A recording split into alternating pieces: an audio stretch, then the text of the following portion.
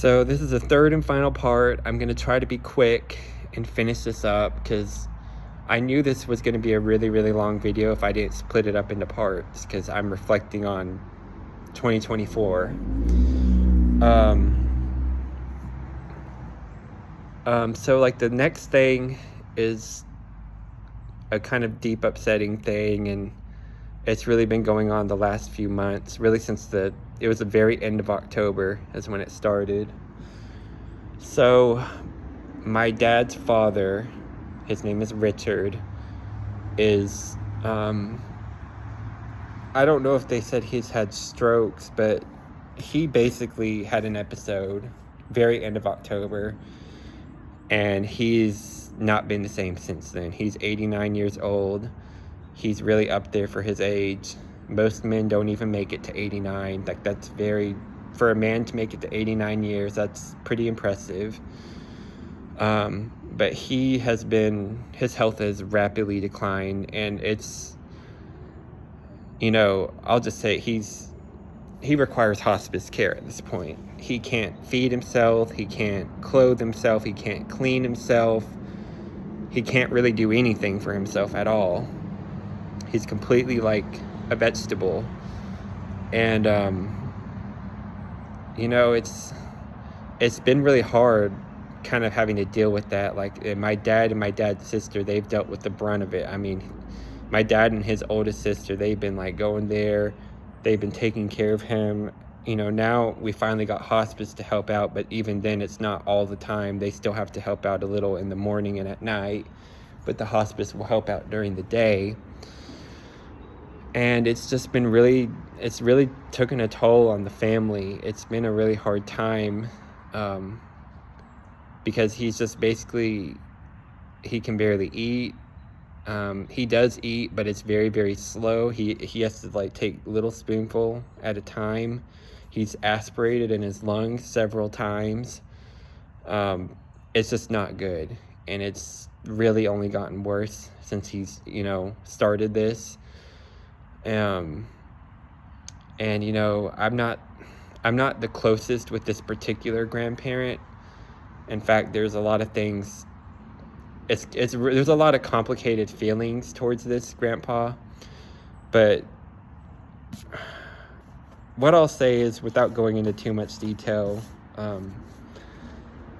because I don't want to like completely paint him out in a negative light. Like, he's dying at this point, and I don't want this to be about me like just dogging him and being like, well, he wasn't that great of a person. He was a complicated person, is what I'll say. He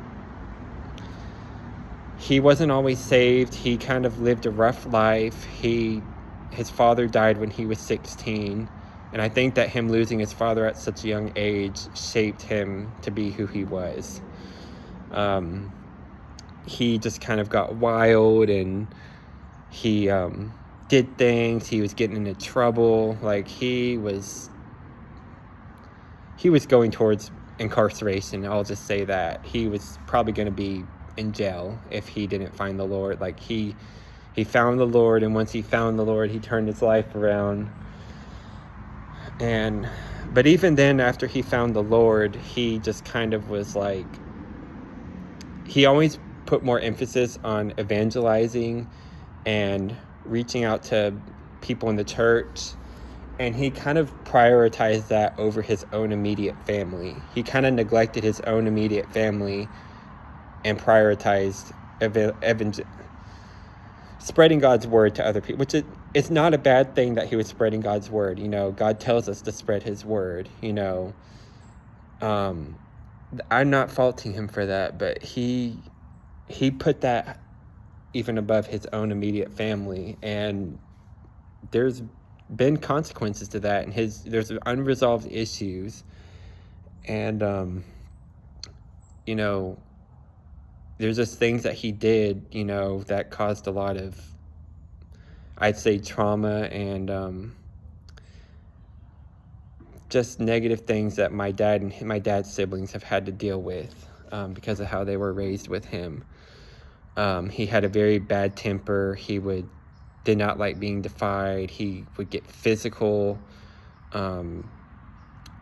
my dad and my grandma and my dad's siblings, my aunts, they really saw the worst of it with him. And then at church, he'd be like all like happy and, oh, God is great, and been spreading God's word. And so everyone at the church would see this man who loves God and wants to spread his word. And then his family saw kind of like a very selfish man who did not prioritize his family, did not really treat his family very good. And,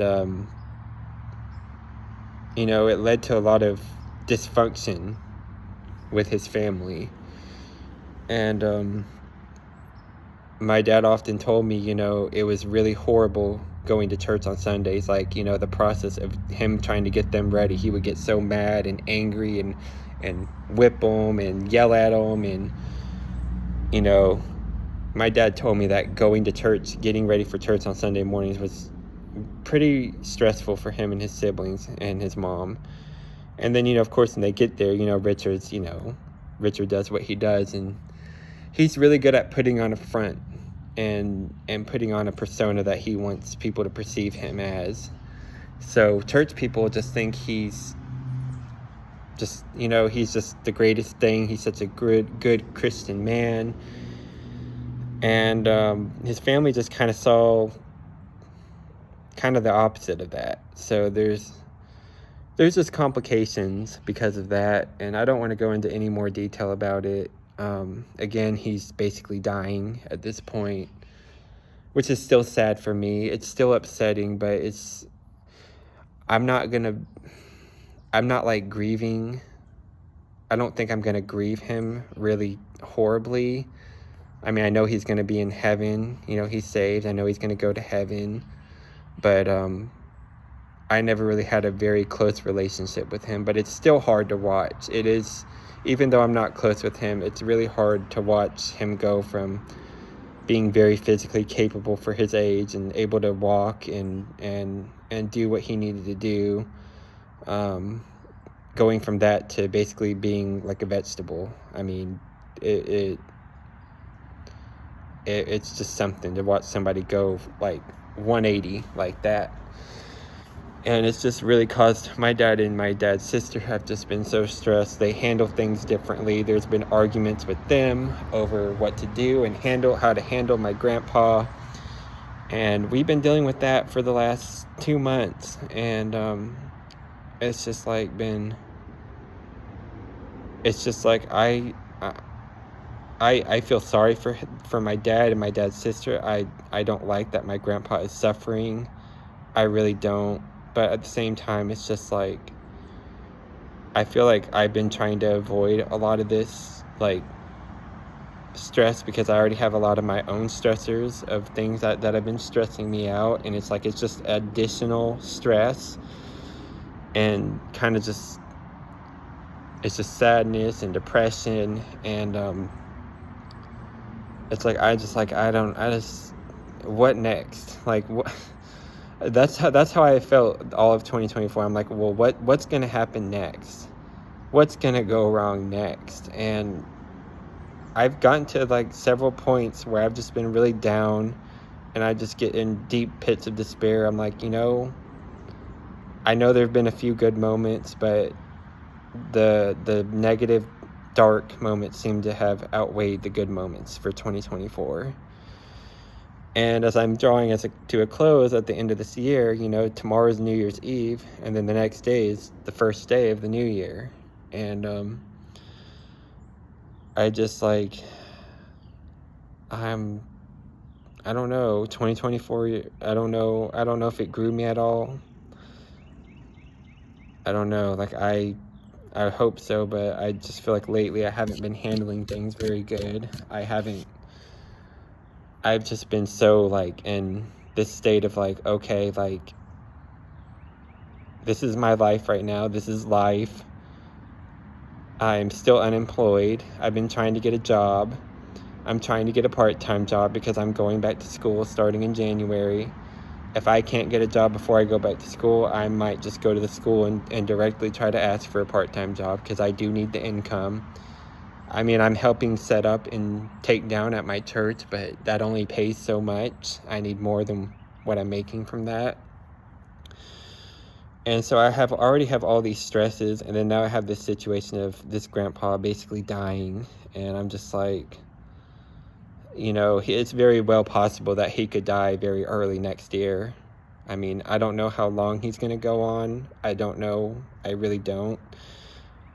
I don't think he's going to go more than a few more months at the rate that everything's going. Because, like I said, he's in hospice. So the point of hospice is you're just trying to make the person as comfortable as you can make them until they die. So it's very likely that I'm going to have a funeral I'm going to have to go to next year. And I'm just trying to be like, I'm trying to go into 2025 in a mind of positivity and hope, and know that, yes, there's probably going to be hardships and there's going to be things that are going to not be great, but that God can get me through them with his strength and his strength alone, and that he will just get me one step closer to his plan for me and what he wants from me. Like I said, I'm going back to school. I've been hesitant about really wanting to share the details because I'm just the kind of person, like, I don't like to talk too much about something until I know 100%. But I will just say I'm going back to school. There's a program I'm trying to work towards. I have to take my prereqs first, so that's why I'm saying I don't want to get too far ahead of myself, because before I even try to get into the program I want to get into, I have to take my prereqs. So I'm just trying to take it one day at a time. When I'm in school, I'm trying to take it one semester at a time. And I'm I'm hoping God is going to make 2025 year be a year where I don't expect to go from 0 to 100 in 2025, but I want to at least see some progress of going up. Especially for me, for my personal life, and just working towards a career, like a better paying career where I'll get more fulfillment and feel like I'm helping people. But I just want 2025 to be a step, like I'm going up this step, going towards my goals. And I really want to try to not get discouraged and knocked down when if things do get rough. I don't want to. My problem is just, like, I've been lost for so long, and I've not known what I want to do with my life. I can't live financially independent. I can't live independently financially right now. I'm still relying on my parents. But I'm trying to, like, take steps and make goals and work towards them one step at a time, of trying to get me where I need to be.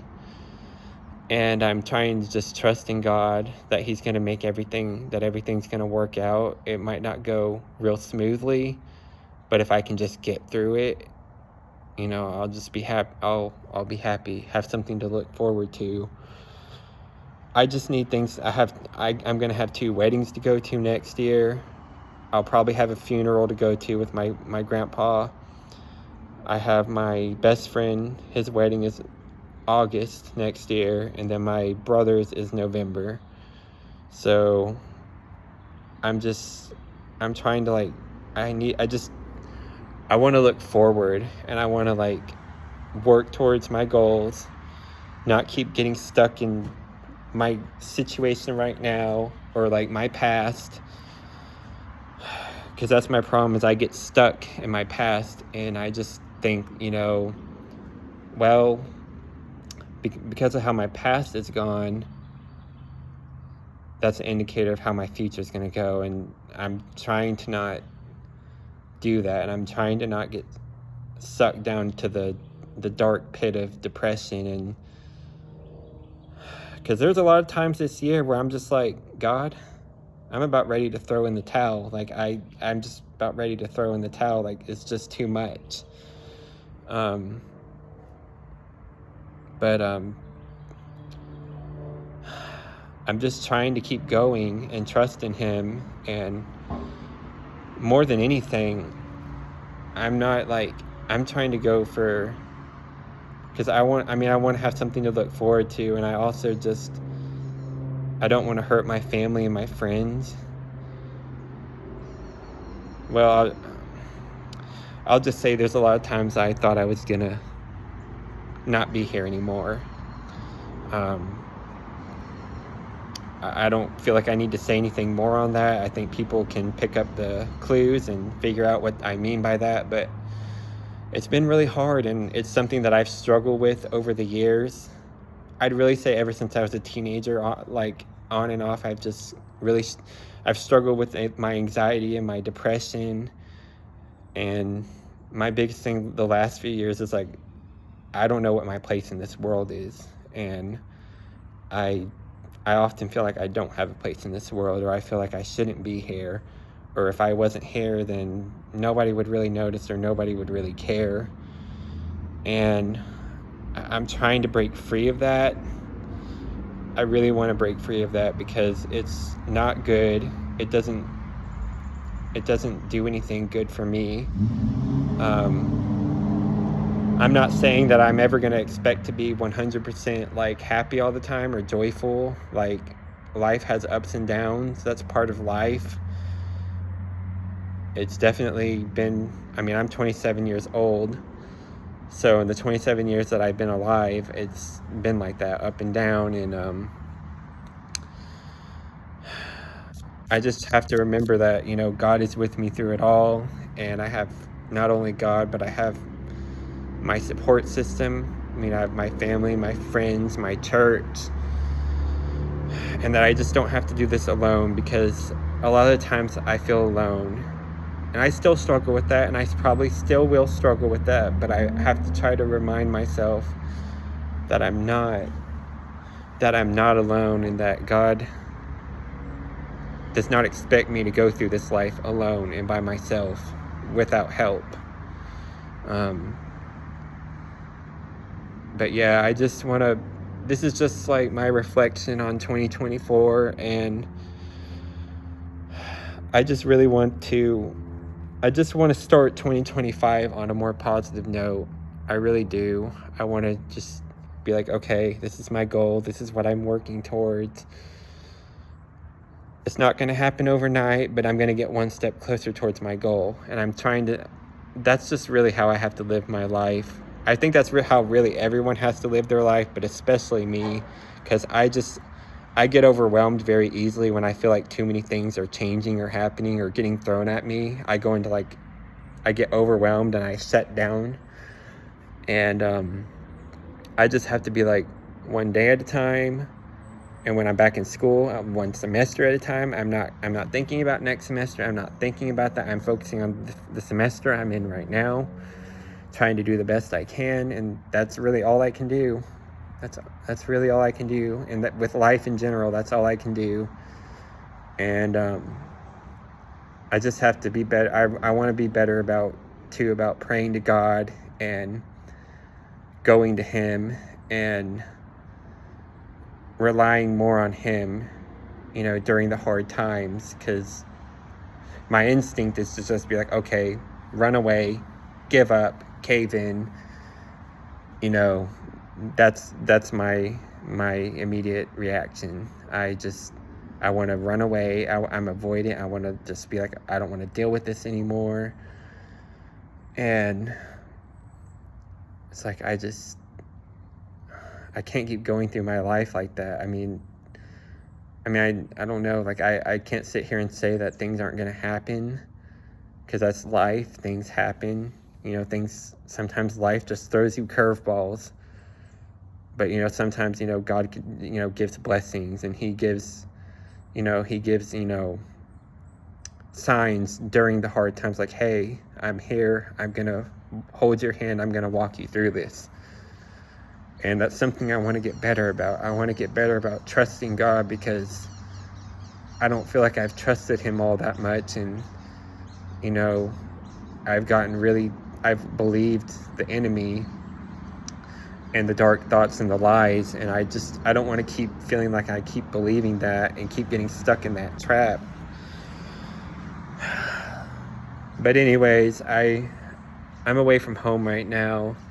I'm not too far, but I probably need to go ahead and start going. The sun's going to be getting down. But I just wanted to just update you guys and give y'all a reflection of my 2024, the biggest moments, the highs and the lows. I know it was a lot of lows this year. I'm really hoping for more highs in 2025. I really am. I want it to be more highs than lows. I know that there's going to be lows, but I just want more highs. And anyone else who is just kind of like me, just trying to get through one day at a time, I hope that this helps you, because, you're not alone. It's easy to feel alone, but we have to remind ourselves and remind each other that we're not alone, and that we don't have to do this life alone. But anyways, bye. Happy New Year's Eve, and I'm hoping to a good new year for everyone.